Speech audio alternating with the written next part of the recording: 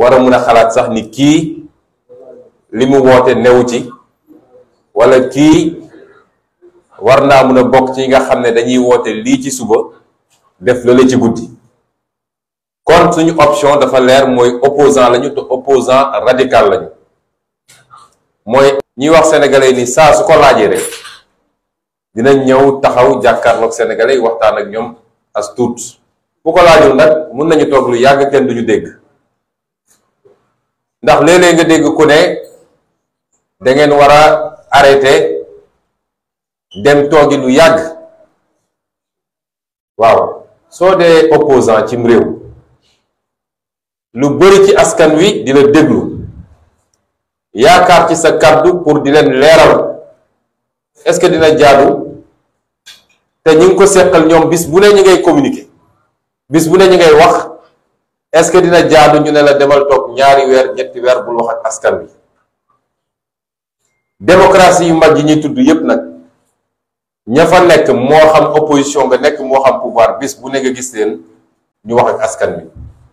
wala ñu def conférence de presse wala ñu nekk ci débat wala ñu nekk assemblée loolu mooy dundal démocratie. il faut que débat bi nekk fi tout le temps te loolu mooy may askan wi mu mun a ràññetle ñi fi nekk nag seen bébét mooy ñu dem ba débat dootul am ci réew mi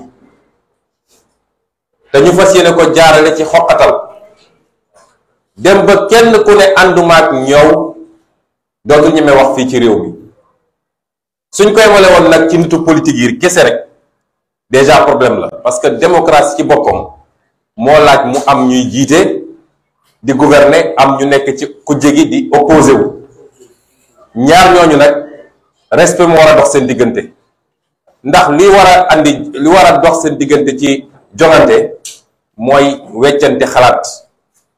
mooy kenn ku nekk andi ay xalaat yu leer nañ lu nit wax na teg ci ay firnde bu ko defee askan wi mën a leerlu ba mën a tànn bu tànn jotee moo tax ku la ne man dinaa fexe ba opposition du am sama réew rek kooku du démocrate kooku bëggul réew mi nit buñ la falee boo buggee liggéey dëgg-dëgg da nga war a ñaan yàlla sax am opposition de qualité parce que opposition de qualité moo lay pousse pour loo doon def rek na nga ko yokk ak loo naroon def ci lu dul yoon rek na nga ko moytu moo tax ku la ne bëgguma opposition rek mooy narul jàmm ci réew mi waaye bu doon dafay yem rek ci ñi nga xam ne ñoo waaye kujje politique bi sax lu garaaw la waaye tey gis nañ ni du journaliste du société civile du mouvement citoyen du kilifa diine amul kenn koo xam ne dina ci mucc ku ne ànduma ak Macky Sall rek bu yeboo nga xam ne ñu ngi lay waajal ci complot yoo xam ne dañoo am ay laboratoire yoo xam ne suba ba ngoon jot complot la ñuy liggéey ñu am ci ay nit yoo xam ne ay nitu tenu lañu am ci ay nit yoo xam ne ay nitu atte lañu muy magistrat ñu am ci ay nit yoo xam ne ay politiciens lañu mu am nit ñoo xam ne sax waa bitim réew yu ñuy liggéeyal la ñoom loolu yépp xam nañ ko bés bu ne suñu xëyee seeni liste lañu yor di xool naka la ñuy defee seeni pexe pour diw sàngam wala diw sàngam ñu fexe ba faagaagal ko li tax nag ñu andi waxtaan ji dañ ciy jiital